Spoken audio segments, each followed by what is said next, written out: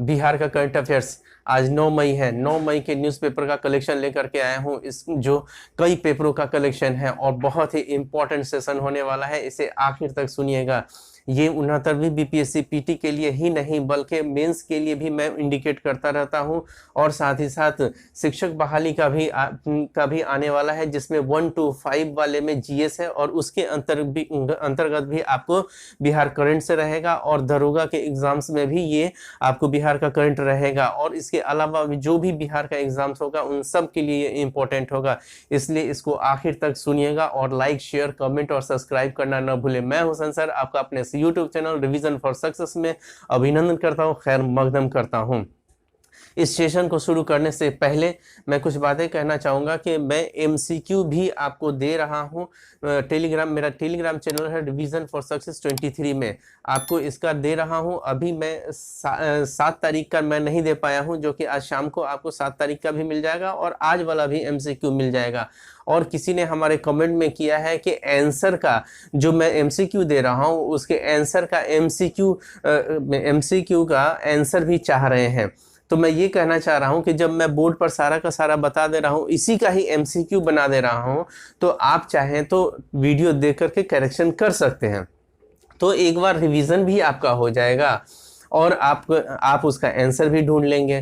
तो आप पहले कोशिश करें, आप खुद से पहले सुन ले वीडियो को, फिर उसके बाद उस एमसीक्यू को बनाएं। अब फिर अगर कुछ प्रॉब्लम हो रहा है तो एक बार और चेक कर लें, वीडियो को देख लेंगे तो आपको फिर से एक बार रिवीजन भी हो जाएगा। और हमारे चैनल का भी नाम है रिवीजन फॉर सक्सेस, यानी कि रिवीजन हो जाएगा, 2-3 बार रिवीजन हो जाएगा तो क्या बुरा है। बस उसको रिवीजन कर लीजिएगा और आपको आंसर खुद ब खुद मिल जाएगा। तो आपको ये चीज़, एक तो ये बात हो गई। दूसरी बात आप लोग के लिए खुशखबरी की बात ये है कि मैं पहले भी अनाउंस किया हूँ लेकिन नहीं कर पाया था, लेकिन मैं अब एक इतिहास का भी अलग से वीडियो बनाने जा रहा हूँ, जिसमें जो कि 69वीं बीपीएससी के पीटी के लिए तो है ही, और उसके साथ साथ 69वीं बीपीएससी के जो क्वालिफाइंग वाला जो इतिहास भी मैक्सिमम लड़के रहते हैं उनके लिए भी वो फ़ायदा होगा। और साथ ही साथ जो शिक्षक बहाली में जो है इतिहास का पेपर, उनके लिए भी होगा। और दरोगा में भी ज़्यादा से ज़्यादा आपको इतिहास के क्वेश्चंस आते हैं, करीब 18 क्वेश्चन तक आता है दरोगा में इतिहास से, तो उसके लिए भी तो मैं एक वीडियो फिर उसके लिए भी लाने जा रहा हूँ। ये तो रहेगा ही, आपको बिहार का करंट का तो दूंगा ही, और उसके साथ साथ इतिहास का भी लाऊंगा। और इतिहास का जो होगा वो बहुत ही हमारा वो एक तरीके से ब्रह्मास्त्र होगा, जो कि आपको एकदम एग्जाम के ओरिएंटेड में बताऊंगा, ताकि आपको उसी सब क्षेत्र से जहाँ से आता है उसी को कोरिलेट करके मैं उसको बताने की कोशिश करूँगा। चलिए अब हम लोग आते हैं आपको टॉपिक के ऊपर। तो पहला जो टॉपिक है बिहार में हरी खाद योजना। देखिए बिहार में हरी खाद योजना, अब देखिए हरी खाद योजना ये आपको पीटी के लिए तो इसमें फैक्ट निकल के आएगा ही, लेकिन मेंस के पॉइंट ऑफ व्यू से भी आपको ये जो टॉपिक जो है बहुत ही इंपॉर्टेंट है। इसमें ऐसे भी आ सकता है शॉर्ट नोट्स में कि बिहार और हरी खाद योजना, ठीक है, ऐसे करके, या हरी खाद योजना भी आ सकता है, बिहार का हरी खाद योजना। तो आप इसका शॉर्ट नोट्स भी बना लेंगे। आपको लगेगा कि इसमें ज़्यादा क्या लिख सकते हैं, इसमें बहुत कुछ लिख सकते हैं अगर आप सही तरीके से। आप हरी खाद योजना का मतलब क्या हुआ, यानी कि हम जैविक कृषि को प्रोत्साहन देना चाह रहे हैं। जो बिहार सरकार इसको जो हरी खाद योजना जो लाई हुई है, इसका अर्थ ये है कि आपको ये जैविक खेती को प्रोत्साहन देना चाह रहा है। इसका मकसद यही है कि जैविक खेती को प्रोत्साहन देना। और ये जो इसके अंतर्गत जो है मूंग और ढैंचा की जो खेती की जाएगी उसके लिए बिहार सरकार अनुदान दे रही है। अब सोचिए कि खेती भी करवा रही है, अनुदान भी दे रही है, ताकि बिहार की जो मिट्टी, खेत की जो मिट्टी है वो उपजाऊ हो सके। और उपजाऊ कैसे, क्योंकि उसमें जीवाश्म की मात्रा और कार्बनिक पदार्थ की मात्रा बढ़ेगी आपको मूंग और ढैंचा की खेती करने से। तो इसको, ये जैविक खेती के लिए ये बहुत ही इम्पोर्टेंट है। एक तो आपको फसल भी मिल जाएगा और साथ ही साथ हमारी मिट्टी भी जो है वो उपजाऊ हो जाएगी। तो उसी को देखते हुए बिहार सरकार जो है इसको आपको ये हरी खाद योजना को लाई है। तो आप मेंस के पॉइंट ऑफ व्यू से इसको थोड़ा सा 150 शब्दों में कैसे बढ़ाएंगे, तो उसके अंतर्गत आपको सबसे पहले देखना हो कि हरी खाद योजना यानी कि आपको मिट्टी से संबंधित है, मिट्टी को जैविक कृषि से संबंधित है। तो आपको बिहार सरकार इसके लिए क्या कर रही है तो तुलना करना होगा। दूसरा राज्य क्या बेहतर कर रहा है मिट्टी को उपजाऊ करने के लिए, और उससे ये क्या बेहतर है या और उससे बेहतर है, तो उसको उससे तुलना करके आप इसको क्या कर सकते हैं कि लिखेंगे ऊपर भूमिका में। फिर उसके बाद जैसे ही, और आप जानते हैं कि हमारे कृषि से संबंधित आपको हमारे संविधान के अनुच्छेद भी है जो कि आपको नीति निर्देशक सिद्धांत के अंतर्गत आता है, तो आप उसको यहाँ पे भी कोट कर सकते हैं, क्योंकि राज्य उसमें कल्याण के लिए, आपको राज्य के कल्याण के लिए जो है सरकार वो काम करेगी। तो उस जो नीति निर्देशक सिद्धांत है उसके अंतर्गत भी आपको कृषि से संबंधित एक अनुच्छेद है, उसके तहत आप उसको भी यहाँ पे जोड़ सकते हैं। तो जोड़ने के लिए और तुलना करने के लिए दूसरे राज्य से और भारत सरकार क्या कर रही है, फिर उसका 150 शब्द आपको बन जाएगा और गंभीर और बहुत अच्छा बनेगा। तो वैसे करके आप 150 शब्द बना सकते हैं। तो आपके लिए ये हो गया कि आप इस पर एक शॉर्ट नोट्स तैयार कर लीजिएगा। चलिए अब हम लोग आते हैं। तो ये पहला है कि राज्य सरकार ने हरी खाद यानी मूंग और ढैंचा की खेती के लिए मंजूरी दी है। तो ये ढैंचा, और एक चीज़ और है, ये एक्चुअल में हरी खाद योजना जो है आपको ये बहुत पहले ही शुरू हो गया था, लेकिन बीच में कोरोना काल के समय में आपको कोरोना होने की वजह से ये योजना को जो है तब तक रोक दिया गया था, और फिर इस योजना को जो है बिहार सरकार के जरिए शुरू कर दिया गया है। तो आपको ये जो है इसमें क्या कौन सी खेती होगी, तो मूंग और ढैंचा की खेती के लिए मंजूरी दी गई है। किसानों को मूंग बीज पर 80% और ढैंचा पर 90% का अनुदान दिया जाएगा। किसानों को जो है मूंग पर जो है 80% और ढैंचा पर आपको 90% का अनुदान दिया जाएगा। और ये अनुदान जो दिया जाएगा किसके जरिए दिया जाएगा, तो बिहार सरकार के बिहार राज्य बीज निगम के जरिए आपको ये अनुदान दिया जाएगा। तो उसको ध्यान में रखिएगा, यहाँ पे मैंने नहीं लिखा है बिहार राज्य बीज निगम के द्वारा दिया जाएगा। बिहार राज्य बीज निगम के जरिए जो है आपको ये अनुदान दिया जाएगा। तो ये आपको पीटी के पॉइंट ऑफ व्यू से और मेंस के पॉइंट ऑफ व्यू से इंपॉर्टेंट है। तो हम लोग ये चीज कर सकते हैं, पीटी में कैसे निकलेगा, थोड़ा सा टफ क्वेश्चन निकलेगा, इससे बनेगा। तो क्या बनेगा, तो हरी खाद योजना के अंतर्गत किस फसलों के लिए अनुदान दिया जाएगा, तो मूंग और ढैंचा के लिए दिया जाएगा। तो इस तरीके से यह आपको पीटी के पॉइंट ऑफ व्यू से आपको आएगा क्वेश्चन। और वैसे भी एमसीक्यू में कई तरीके से हर टॉपिक पे मैं कोशिश करता हूं कि कई तरीके से आपको उसका एमसीक्यू दूं, ताकि आपको किसी भी एंगल से क्वेश्चन आएगा तो आप उसको आंसर दे दीजिएगा। और हम यहाँ पर तो समझाते ही हैं, जो आप सुने रहते हैं, तो आपका कई बार रिवीजन हो गया, और रिवीजन यानी कि सफलता की गारंटी है।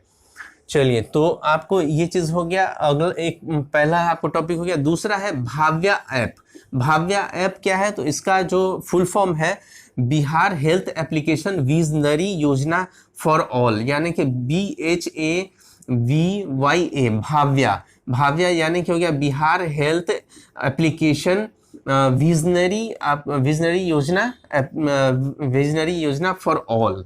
तो ये जो योजना है जो बिहार सरकार के जरिए जो लाया गया है, ये योजना क्या है, तो ये इस योजना के तहत जो है कोई भी मरीज जो है हॉस्पिटल में जाएगा, सरकारी हॉस्पिटल में जाएगा और वो अपना निबंधन करेगा, रजिस्ट्रेशन करवाएगा। और रजिस्ट्रेशन करवाने के बाद क्या होगा कि डॉक्टर्स जब रजिस्ट्रेशन होगा तो उसका सारा इंफॉर्मेशन ले लिया जाएगा, और फिर उसके बाद डॉक्टर के पास जाएगा, और डॉक्टर के पास कोई पर्ची उसको नहीं मिलेगा, बल्कि डॉक्टर के पास भी वो एप्लीकेशन खोलेंगे अपने चैम्बर में, और खोल करके और फिर वो आपको सारा चीज़ देख लेंगे, देखेंगे, और फिर उसी में ही दवा का नाम भी लिख देंगे, ताकि वो पूरा का पूरा स्टोर हो जाए। और जो मरीज है उनको एक नंबर मिलेगा, 14 डिजिट का जो है एक नंबर मिलेगा, आईडी मिलेगा। और वो क्या है, इसमें कोई पर्ची नहीं मिलेगा मरीज को। मरीज जब भी चाहेंगे तो आएंगे, वो आईडी बताएंगे, और फिर उसके बाद उनको उनका वहाँ ये मिल जाएगा, आपको उनका नंबर आ जाएगा, और वो अपना दिखा लेंगे। इससे क्या होगा कि मरीज जो है उसका सारा डाटा जो है, कब से क्या बीमार पड़ा है, कौन कौन सा बीमारी उसको हुआ है, कई बार जैसे दिखाने के लिए जाते हैं, कभी हड्डी के लिए दिखाने जाते हैं, कभी नस के लिए दिखाने जाते हैं, तो हर एक चीज़ का उसमें सारा स्टोर रहेगा उसमें। और वो न गुम होने का झंझट, और डॉक्टर के लिए भी आसानी के बस वो देख लिए, और फिर उसके बाद वो उसके हिसाब से अपना दवा लिख दिए। जो रिपोर्ट भी आएगा वो भी उसी में ही आपको सेव हो जाएगा। वहीं एक और ऐप इससे पहले जो चलता था, संजीवनी ऐप। तो संजीवनी ऐप में क्या होता था, इससे थोड़ा सा कम मॉडिफाई था। वो उसमें क्या था कि आप जब जाते हैं रजिस्ट्रेशन करवाने, रजिस्ट्रेशन करवा लिए, अपना इन्फॉर्मेशन दे दिए और उसके बाद वो पर्ची निकाल देता था। अब वो पर्ची लेकर के आप डॉक्टर के पास जाते थे और डॉक्टर उसी पर्ची पर अपना दवा लिखता था। तो वो तो उससे उससे ये इस जो भाव्या ऐप है उससे बहुत मॉडिफाई करके इसको लाया गया है। तो इसके अंतर्गत क्या लिखा हुआ है, तो मुख्यमंत्री डिजिटल हेल्थ योजना के तहत स्वास्थ्य विभाग द्वारा तैयार किया गया है। ये जो ऐप जो है आपको मुख्यमंत्री डिजिटल हेल्थ योजना के तहत, मुख्यमंत्री डिजिटल हेल्थ योजना के तहत स्वास्थ्य विभाग के जरिए जो है ये ऐप तैयार किया गया है, भाव्या ऐप। ठीक है, जिसको बिहार हेल्थ एप्लीकेशन विजनरी योजना फॉर ऑल इसका ये फुल फॉर्म है। अगला इसी में पॉइंट है कि अब भाव्या ऐप पर ही मरीजों का निबंधन होगा और डॉक्टर इसी पर जांच व दवा लिखेंगे। ठीक है, जो हमने बोला है उसी पर ही जांच और दवा लिखेंगे, उसी पर ही लिखेंगे और फिर उसके बाद वो स्टोर हो जाएगा। और इससे पहले जो है आपको संजीवनी ऐप जो है, पहले जो था आपको वो संजीवनी ऐप पर काम होता था। तो आपको इसमें जो है पीटी के पॉइंट ऑफ व्यू से भी इम्पोर्टेंट हो गया और मेंस के पॉइंट ऑफ व्यू से भी इम्पोर्टेंट हो गया। क्यों इम्पोर्टेंट हो गया कि आप जानते हैं कि 67वीं मेंस में आपको हेल्थ के, स्वास्थ्य के रिगार्डिंग आपको क्वेश्चन पूछा गया था, जो कि आपको इसमें सेकेंड पेपर में, आपको जीएस के सेकेंड पेपर में। तो आप सोचिए कि फिर यहाँ पर वही बिहार सरकार कैसे स्वास्थ्य के प्रति किस तरीके से सजग है, किस तरीके से अपनी व्यवस्था को और बढ़िया बना रहा है, डिजिटल बना रहा है, ताकि मरीजों को आसानी हो, मरीजों को सुविधाएं मिल सके। तो आपको वहां पे मेंस के पॉइंट ऑफ व्यू से भी इस टाइप का जो भी है इसको नोट डाउन करके रखेंगे, तो ये आपको मेंस जब लिखेंगे तो काम आएगा। और हाँ, एक चीज और, मैंने जो पहले जो बताया हरी खाद योजना, तो देखिए आप धीरे धीरे करके ऐसे ही शॉर्ट नोट्स बनाते चले जाएंगे तो आपका क्या होगा ना, एग्जाम जैसे ही पीटी भी एग्जाम कंप्लीट हो जाएगा तो उसके बाद आपके पास बोझ कम रहेगा, तब तक काफी तैयार हो चुका रहेगा शॉर्ट नोट्स। और शॉर्ट नोट्स जो है आपको फर्स्ट पेपर में भी आपको शॉर्ट नोट्स है, पहले नंबर सेक्शन फर्स्ट में, सेक्शन सेकंड में भी, वैसे ही सेकंड पेपर में भी आपको जो सेक्शन 1 में पहला क्वेश्चन जो है आपको रहेगा ये शॉर्ट नोट्स बनाना रहेगा, शॉर्ट क्वेश्चन रहेगा। तो उन सब के लिए अभी से बना करके रखिएगा तो उसमें आपको बहुत फायदा होगा और आपको कोई बोझ भी नहीं होगा। और आप खुद से बनाएंगे तो इससे क्या होगा कि आपको जब आत्मविश्वास, देखें जब खुद से बनाते हैं तो आपका जो क्रिएटिविटी जो है उसका जो है ये होता है, मतलब कि आपका वो सोच जो है और बदलता है और बड़ा होता है और समझदारी और बढ़ती है। तो इसीलिए उस नोट्स को आप ज़रूर तैयार करते ही चलें। ठीक है, चलिए अगला हम लोग टॉपिक आ जाते हैं सबौर कुंवर धान की नई किस्म। सबौर कुंवर धान की नई किस्म। अब ये सबौर कुंवर धान की नई किस्म यानी कि ये जो है आपको जो सबौर में जो है आपको कृषि विश्वविद्यालय है उसके जरिए इसकी खोज की गई है, उसके जरिए इसको ये धान के किस्म को जो है उपजाया गया है। और इस धान के किस्म को जो सबौर कुंवर जो नाम दिया गया है, ये एक्चुअल में ये है कि आपको पैदावार इससे ज़्यादा होगा और ये पानी कम खपत करेगा, इसमें कम पानी की ज़रूरत पड़ेगी और ये इसका जो है कुछ ही हेक्टेयर में जो है बहुत ज़्यादा फसल उगेगा। तो आपको ये जो किस्म जो लाया गया है, आपको ये चावल का किस्म है। तो सबौर कृषि विश्वविद्यालय की नई खोज है ये, और चावल सुधार परियोजना की मंजूरी, चावल सुधार परियोजना के तहत जो है इसको सबौर कुंवर को मंजूरी दे दी गई है। चलिए, तो और इसका जो है आपको जो क्वेश्चंस बनेगा कि लिख देगा कि सबौर कुंवर निम्नलिखित में से क्या है, धान है, गेहूं है, या ये कर देगा कि कोई और देगा रागी है, कुल्थी है। तो आपको ये आप आंसर हो जाएगा कि आपको ये धान की किस्म है। सबौर कुंवर क्या है, तो धान की किस्म है। चलिए, ये एकदम प्योर पीटी फैक्ट हो गया। अब आते हैं, अगला है बिहार प्रदूषण नियंत्रण बोर्ड के नए चेयरमैन बने हैं डॉक्टर DK शुक्ला। एक्चुअल में ये हम लोगों ने पिछले वीडियो में भी पढ़ लिया हुआ है। उस समय क्या है, उनकी घोषणा हुई थी कि हाँ के आपको DK ये शुक्ला बनेंगे, और आज जो है उनको वो पद दे दिया गया है। उनसे पहले जो थे AK घोष थे, उसको भी याद रखिएगा कि इनसे पहले जो है AK घोष थे और डॉक्टर DK शुक्ला हो गए, अब जो है पदस्थापित हो चुके हैं। तो आपको बिहार प्रदूषण नियंत्रण बोर्ड के नए जो चेयरमैन बने हैं, नए अध्यक्ष बने हैं, वो कौन बने हैं, तो DK शुक्ला बने हैं, डॉक्टर DK शुक्ला। और पहले कौन थे, तो AK घोष थे।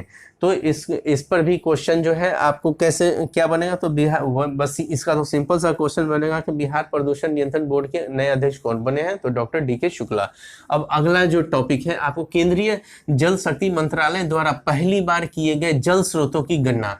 देखिए, केंद्रीय जल शक्ति मंत्रालय के जरिए जो है वो पहली बार जो है आपको जल स्रोत का गणना किया गया था। आप जानते हैं कि जलवायु परिवर्तन हो रहा है इतना, और जलवायु परिवर्तन के वजह से क्या है कि जल स्तर घट रहा है, जो जलाशय है वो सूख रहा है।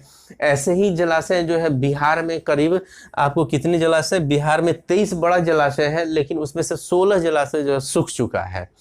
तो वैसे ही आपको पूरे भारत में ऐसे ही आपको जलाशय जो है सूख रहा है, तो उसका ही गणना किया गया है। तो गणना ये किया गया कि कहाँ सबसे ज़्यादा आपको है जलाशय, सबसे ज़्यादा कहाँ है, तो सबसे ज़्यादा जो है पूरे भारत में आपको उत्तर प्रदेश में सबसे ज़्यादा जलाशय है, जो एट प्रेजेंट में है, सूखने के बाद भी नंबर 1 पे है आपको उत्तर प्रदेश है, नंबर 2 पे झारखंड है, और नंबर 3 पे बिहार है। बिहार के बारे में थोड़ा सा क्या है, तो बिहार के बारे में कि ये 26 बड़े जलाशय हैं बिहार में, जिसमें से 16 सूख चुके हैं।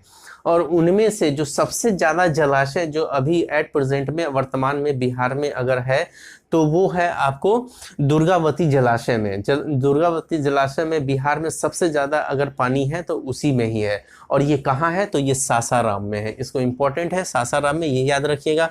पहली बार जो है आपको जल शक्ति मंत्रालय के द्वारा जल स्रोतों की गणना की गई है। और आपको जल स्रोत में सबसे ज़्यादा पूरे भारत में कहाँ है, तो अभी आपको एट प्रेजेंट में आपको उत्तर प्रदेश में, उसके बाद झारखंड में है, उसके बाद बिहार में है। और बिहार में जो है 23 जलाशयों में से 16 सूख चुके हैं। और फिर उसके बाद जो है आपको जो बिहार में जो जिसमें ऐसे जलाशय जिसमें सबसे ज़्यादा पानी है, वो दुर्गावती जलाशय। तो वैसे इसका क्वेश्चन जो पूछेगा कि दुर्गावती जलाशय है कहाँ, तो वो सासाराम में है। और देखिए, ये जल जीवन हरियाली जो बिहार सरकार, जो मैंने कल ही के वीडियो में जो हम लोगों ने चर्चा किया था, जल जीवन हरियाली जो बिहार सरकार की बहुत ही क्रांतिकारी योजना है, महत्वाकांक्षी योजना है, जिससे कि आपको बिहार में जल स्रोतों को बढ़िया करने के लिए वो है। और जल स्रोतों के अगल बगल में, जैसे तालाब के अगल बगल में अतिक्रमण कर दिया है। गांव में जब देखिएगा ना, तो तालाब के अगल बगल में लोग झोपड़ी बना लिए हैं, तो वो सब का अतिक्रमण को हटाने के लिए भी जल जीवन हरियाली के तहत बिहार सरकार कर रही है, और जल स्तर को बढ़ाने के लिए भी काम कर रही है। और यहाँ पर हम लोगों ने क्या पढ़ा है कि जल स्रोतों की गणना की जा रही है केंद्रीय सरकार, केंद्रीय जल शक्ति मंत्रालय के तहत। उसके मंत्री कौन है, इस मंत्रालय के मंत्री कौन है, केंद्रीय मंत्री, तो आपको गजेंद्र सिंह शेखावत है। यहाँ मैंने नहीं लिखा है, लेकिन आप ध्यान रखिएगा, गजेंद्र सिंह शेखावत है। कभी कभी क्या होता है कि इंटरव्यू में पूछ दिया जाता है कि आपको कुछ ऐसी बातें चल रही हैं, मान लिया जल जीवन हरियाली से संबंधित बातें चल रही हैं, तो आपको पूछ देगा बिहार में के जल संसाधन मंत्री कौन है, तो फिर क्या बोलिएगा, संजय झा हैं। ठीक है, तो संजय झा जो है बिहार में जल संसाधन मंत्रालय के मंत्री हैं, संजय झा। और भारत सरकार में कौन हो गए जल संसाधन मंत्रालय के, केंद्रीय जल संसाधन मंत्रालय के, तो गजेंद्र सिंह शेखावत हो गए। तो आपको ये चीज़ ध्यान में रखना है कि इस तरीके से इसमें क्वेश्चंस भी बनेंगे और इम्पोर्टेंट है। कैसे देखिए, जल जीवन हरियाली से जोड़ करके यहाँ पर आप कैसे आप दे सकते हैं, ये डाटा को भी जो है जल जीवन हरियाली में या इसको ऐड किया जा सकता है। जो मैंने बोला था कि कल के शॉर्ट नोट्स जल जीवन हरियाली के लिए भी बना लीजिएगा, और गंगा जल आपूर्ति के लिए भी शॉर्ट नोट्स बना लीजिएगा। यानी कि हम पर डे हम कोई ना कोई शॉर्ट नोट्स के बारे में बोल रहे हैं। अगर मेरे कथनानुसार अगर आप डेली बनाते हैं तो आप देखिएगा कि 30 दिन में 30 कम से कम आपके पास शॉर्ट नोट्स हो जाएंगे, कई तरीके के हो जाएंगे, चाहे वो करंट से रिलेटेड हो जाएंगे, चाहे वो थोड़ा सा करंट से ही रिलेटेड होंगे, लेकिन वो आपको पहले का है ये जल जीवन हरियाली है आपको 2019 का है, फिर उसके बाद गंगा जल आपूर्ति हम लोगों ने 2022 का पढ़ा है। तो इस तरीके से करके आपका बनता जाएगा आपका पूरा नोट्स, शॉर्ट नोट्स। चलिए अगला हम लोग आते हैं कि राज्य के 99 सह शिक्षा वाले स्कूल, मतलब कि जो अभी क्या हुआ कि आरटीआई के जरिए ये जो है राज्य के 99% सह शिक्षा वाले स्कूल। हम पहले जान लेते हैं कि सह शिक्षा क्या होता है। तो को एजुकेशन, जिसमें जिस स्कूल में लड़का लड़की एक साथ बैठते हैं उसको को एजुकेशन यानी कि सह शिक्षा बोलते हैं। तो ये अब बिहार सरकार ने भी आपको सरकारी स्कूलों में को एजुकेशन का भी कर रखा है, जो कि आरटीआई के जरिए किसी ने पूछा था कि कितने स्कूलों में ऐसी व्यवस्था है, तो ये 99% बिहार के स्कूलों में आपको को एजुकेशन हो रहा है। तो आपको इसके अंतर्गत ये सूचना के अधिकार से ये मांगा गया था। अब यहाँ क्वेश्चन ये बैठता है कि ये जो को एजुकेशन जो है, तो ये को एजुकेशन एक तो आप जब पढ़ रहे हैं अगर एक साथ पढ़ रहे हैं तो इससे क्या होता है, इसका अगर सकारात्मक पहलू देखें तो इससे क्या होगा कि आपके जो माइंड जो दिमाग जो सोचता है वो संकीर्ण अवस्था में सोचता है, वो संकीर्ण नहीं रहेगा। तो ये बहुत अच्छा प्रयास है बिहार सरकार के जरिए। लेकिन पीटी के फैक्ट में क्या निकल कर आएगा कि को एजुकेशन में जो सह शिक्षा में सबसे ज़्यादा जिला बिहार के कौन सा जिला में जो है सबसे ज़्यादा वहाँ पर ये सह शिक्षा का जो है ज़्यादा स्कूल है, तो आपको पूर्वी चंपारण में, उसके बाद कहाँ है तो मधुबनी में है, फिर उसके बाद कहाँ गया में है, फिर उसका मुजफ्फरपुर में है। तो सह शिक्षा के लिए सबसे ज़्यादा विद्यालय जो है आपको पूर्वी चंपारण में सबसे ज़्यादा है, मधुबनी में उससे थोड़ा सा कम है, मतलब सबसे ज़्यादा पूर्वी चंपारण में है, दूसरे नंबर पे मधुबनी आ जाता है, तीसरे नंबर पे गया आ जाता है, चौथे नंबर पे आपको मुजफ्फरपुर आ जाता है। तो पीटी के पॉइंट ऑफ व्यू से इम्पोर्टेंट है। ठीक है, अब अगला टॉपिक आता है बौद्धिक अक्षमता में पहले स्थान पर बिहार। बौद्धिक अक्षमता में पहले स्थान पर बिहार है। मतलब कि ये पूरा जो सर्वे जो हुआ है तो उसमें ये सर्वे जो हुआ है लेसेट साइकेट्रिक जर्नल की जनवरी 2023 की रिपोर्ट के अनुसार कि बौद्धिक क्षमता में पहले स्थान पर बिहार है। बौद्धिक अक्षमता में, क्षमता नहीं अक्षमता में, बौद्धिक अक्षमता यानी कि वैसा बच्चा जो मंद बुद्धि का होता है, तो मंद बुद्धि का बच्चा जो पैदा होता है उसमें जो है बिहार जो है पहले स्थान पर है। रिपोर्ट जो है लेसेट साइकेट्रिक जर्नल की जनवरी 2023 की रिपोर्ट के अनुसार। तो और अगला जो इसमें ये पॉइंट है कि सोशल कंडक्ट डिसऑर्डर यानी कि सामाजिक व्यवहार विकृति में बिहार प्रति लाख बच्चों में 117 की संख्या के साथ दूसरे स्थान पर है पूरे भारत में। विकृति ये क्या है कि सोशल कंडक्ट डिसऑर्डर यानी कि सामाजिक व्यवहार, ये सोशल कंडक्ट डिसऑर्डर क्या हुआ, तो सोशल कंडक्ट डिसऑर्डर हो गया आपको कि जहाँ पर इसमें हो जाता है कि सोशल कंडक्ट डिसऑर्डर मतलब कि जो सामाजिक जो एक जुड़ाव होता है वो जुड़ते नहीं हैं, उनको जुड़ने का उनमें वो सोच नहीं होती है, तो वो बीमारी जो है उसके अंतर्गत जो है आपको उसमें दूसरे स्थान पर है, यानी कि सोशल कंडक्ट डिसऑर्डर में आपको दूसरे स्थान पर बिहार है। और अटेंशन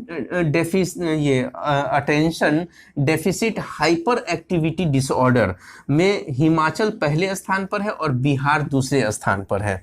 तो attention deficit hyper activity disorder मतलब इसमें क्या होता है ना कि अटेंशन मतलब कि एकाग्रता, जिन बच्चों में एकाग्रता नहीं होती है तुरंत जो है उग्र हो जाते हैं, एकाग्रता नहीं होती और तुरंत किसी बात पर कोई बोल दिया तो उसमें उग्र हो गए, या कभी झूठ बोल दिया कि झूठ भी बोल रहे हैं, कुछ भी इस टाइप का, तो वो इसमें आता है, तो उसमें भी बिहार दूसरे नंबर पे है। और अगला है ऑटिज्म के मामले में बिहार पहले स्थान पर है। तो ये ऑटिज्म क्या होता है, तो ऑटिज्म भी जो है ना एक तरीके से आपको बुद्धि से ही संबंधित है कि इसमें भी दिमाग जो है वो ज़्यादा नहीं चलता है। तो ये आपको ऑटिज्म के मामले में भी बिहार पहले स्थान पर है। Attention deficit hyper activity disorder के मामले में हिमाचल प्रदेश पहले स्थान पर और दूसरे नंबर पर बिहार है। और आपको सोशल कंडक्ट डिसऑर्डर यानी कि सामाजिक व्यवहार विकृति में बिहार प्रति लाख बच्चों में 117 की संख्या के साथ दूसरे स्थान पर इसमें भी है, लेकिन बौद्धिक अक्षमता में पहले स्थान पर है। तो ये हम लोग का पूरा टॉपिक पे हम लोगों ने डिस्कशन कर लिया है। अगर अच्छा लगा है तो लाइक, शेयर, कमेंट और सब्सक्राइब करना न भूलें और लाइक ज़्यादा से ज़्यादा करें ताकि हमें भी अच्छा लगे। All the best.